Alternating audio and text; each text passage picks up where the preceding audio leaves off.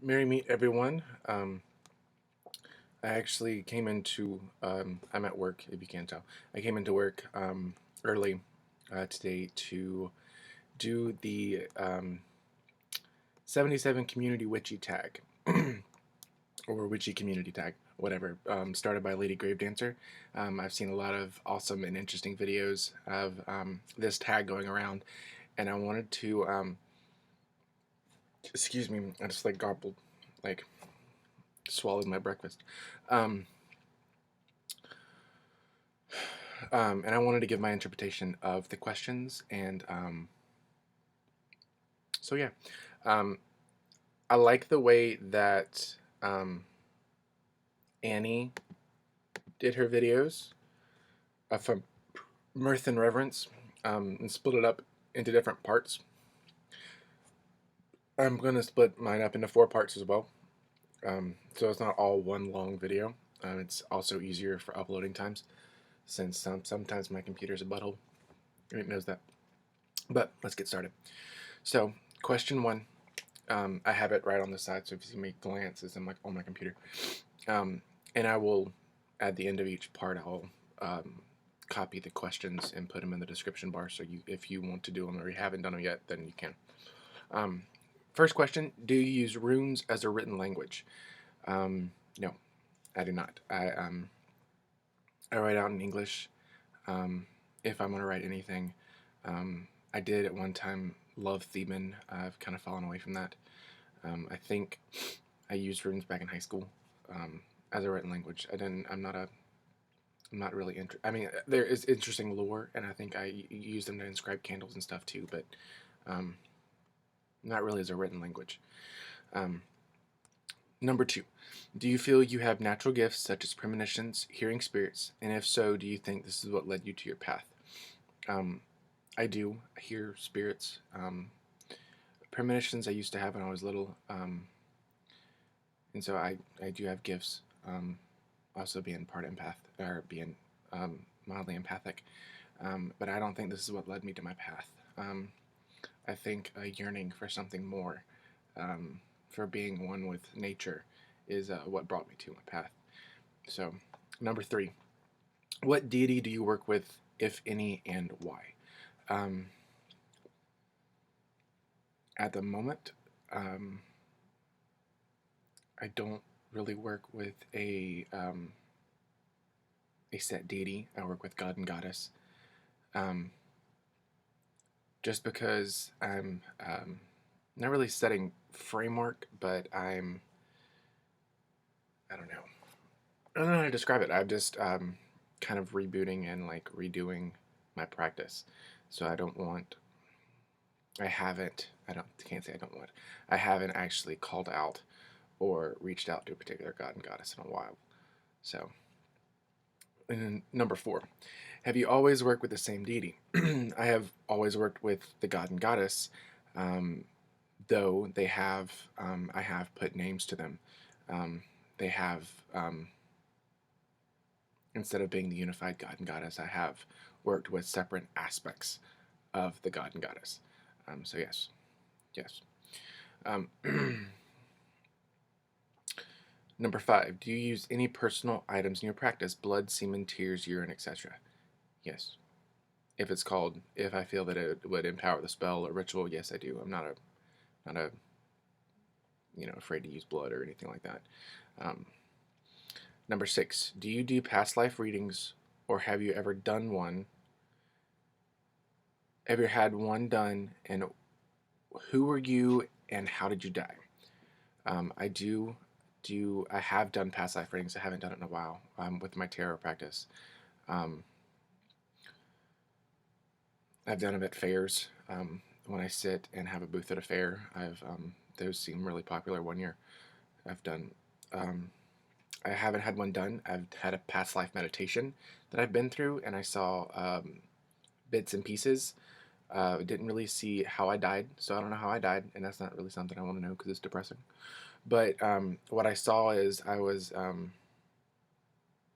those like the early 20s, but my vision of the color was sepia toned, like I was watching an old TV, you know, like the old film. It was kind of like that and raspy, and I saw myself. I looked down, I saw my hands, I was looking through someone's, and then it went out of body, and I saw the face, and I saw what he was wearing. He was kind of like a bowler hat kind of thing, a suit. Um, can't really remember what his facial structure was, but he was kind of all, you know, decked up for the 20s. Um, but like I said, I don't know how I died. I just know that I felt really connected to it, to him, like I've been him before. So, um, number 7. What is your favorite magical tool? Um, I like my wand. I think wand's my favorite, but there's also a couple other ones that I tie in with it. Um, my tarot deck and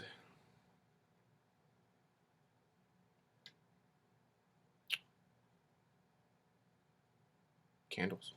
I guess those are the 3 that I say that are a tie. Um, excuse me. Where am I at? Number 8. What type of song? What is a song or type of music that gets you into a witchy mood? Um, I think a lot of the paid music, like Damn the Bard,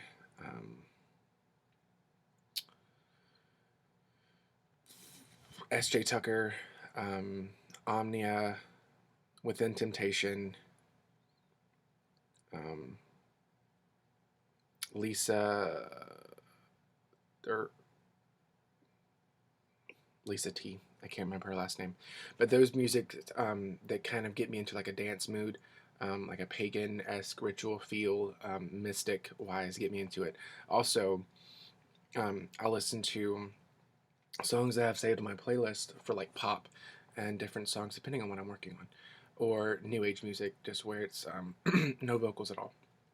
You know, just kind of like relax. You know, either Native American drumming, flutes, or whatever. So basically, almost any kind of music can get me into a witchy mood. It depends on my mood. Um, Number 9. Where is the most magical place you've ever been? That's actually back home. I haven't really traveled much. I mean, I went to Niagara Falls with my grandma when I was 11, and that was pretty magical. But I was glad to be home when I got home. Um, there's a place out on the property that I grew up on and that my parents still live on. That it's back in the woods, and it's this huge clearing, and at the end of the clearing there's a pond. Um, I think for me that's the most magical place because I can walk around the pond and look at it from the other side, and it feels like I've entered in, like I'm not even part of this world anymore. Like I've entered a fairy realm or something, and the woods back there, they feel mystical and magical. It's I don't know how to explain it. That's my favorite place. Is back home. I love to go walk my dog or walk the my dog who's back home. I love to go out and walk him almost every day when I'm back, just because to get back into it, you know. Number 10. What animal is your familiar, if any? At the moment, I don't have a familiar. And I don't think I've had a familiar because when I was back home, was the only time I had an animal, um, like a pet, to an extent. Um,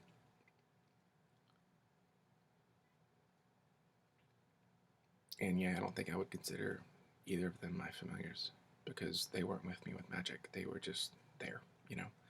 Um, I don't have a familiar now. I have spirit helpers and spirit friends. I like a spirit family, but I don't really have a familiar spirit. So, number 11, if you have a familiar, did you choose them or did they choose you? Like I said, I don't have a familiar. So, number 12, what in your craft are you best at? Tarot, spells, rituals, etc.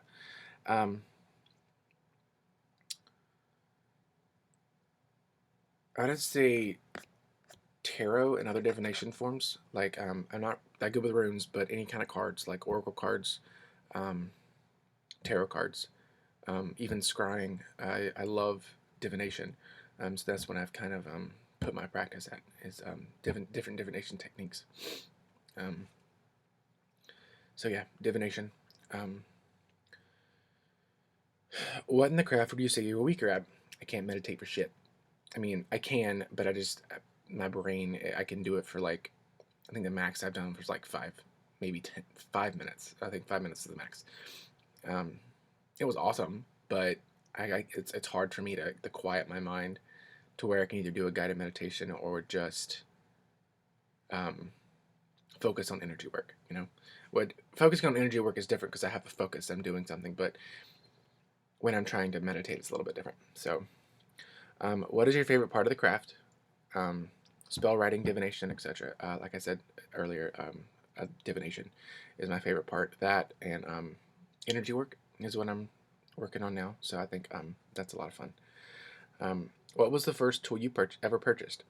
I was actually going to bring that in today, and I was looking for it in my room, and I can't find it.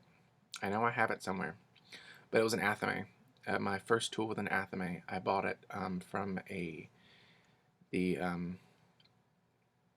Peach Festival back home. Every July, the neighboring town back home has a peach festival.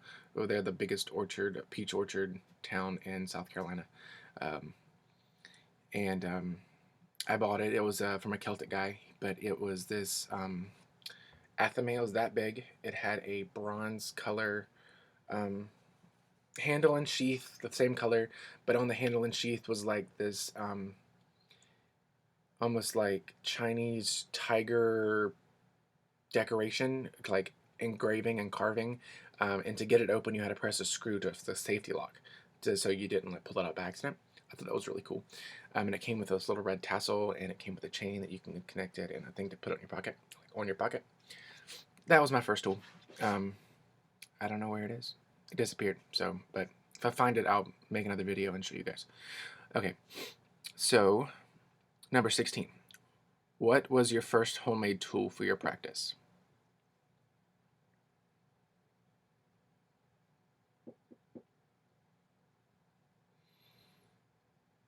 Um, I don't. I don't really have any homemade tools, as you would say, in altar tools. But I would say like talismans, sigils, protection scrolls. Those are maybe the first things that I've done.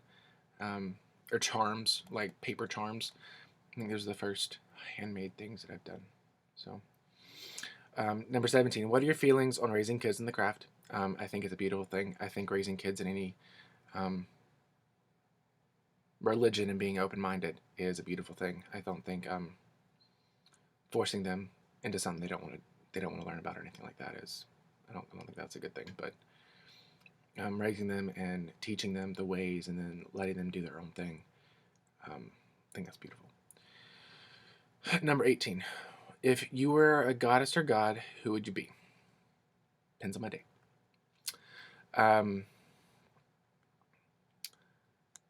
But truthfully, one of the gods that I used to work with and I have a really fun connection with is Poseidon. So I think I would want to be the king of the ocean. I think that'd be a lot of fun. So yeah. Number 19. Do you use astrology in your practice, and in what ways? I do a little bit, and that's only kind of like what the moon phases in, like what part of the moon, like what sign the moon's in. What sign the moon's in, what phase the moon's in, and sometimes what sign the sun's in, to see how I can work my working or how I can craft my working to bring in that energy. So yeah, I don't do a lot of it, but I do kind of the small basics. Number 20, and the final question for this part.